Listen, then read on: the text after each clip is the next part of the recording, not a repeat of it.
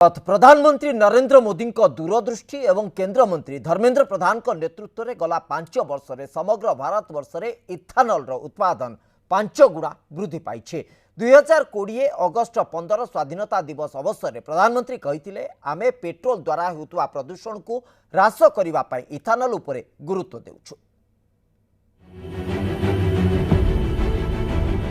5 वर्ष में देश में 5 गुणा बढ़ी इथानल उत्पादन।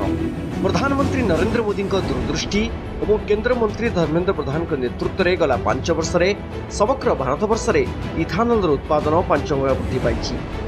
2020 अगस्ट 15 स्वाधीनता दिवस अवसर में प्रधानमंत्री कही आमे पेट्रोल द्वारा होता प्रदूषण को ह्रास करने इथानल उपरे गुरुत्व देउछु। 5 वर्ष पूर्व देश में मात्र 40 कोटी लिटर इथानल उत्पादन होता हेले भी उत्पादन परिमाण 500 कोटी लिटर रे पहुंचलानी। 21 शताब्दीर भारत में प्रमुख प्राथमिकता इथानल होइछि। 2025 सुधा पेट्रोल रे 20% इथानल मिश्रण करने लक्ष्य रखिछन्ति सरकार।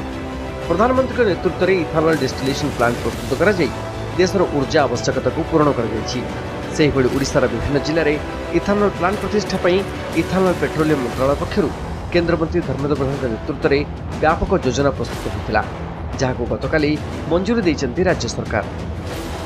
ए संपर्क में केंद्र शिक्षा और दक्षता विकास मंत्री धर्मेंद्र प्रधान ट्वीट कर कहिछन्ति जे पूर्व भारतर विकास पर प्रधानमंत्री नरेंद्र मोदी पूर्वोदयर परिकल्पना करिछन्ति।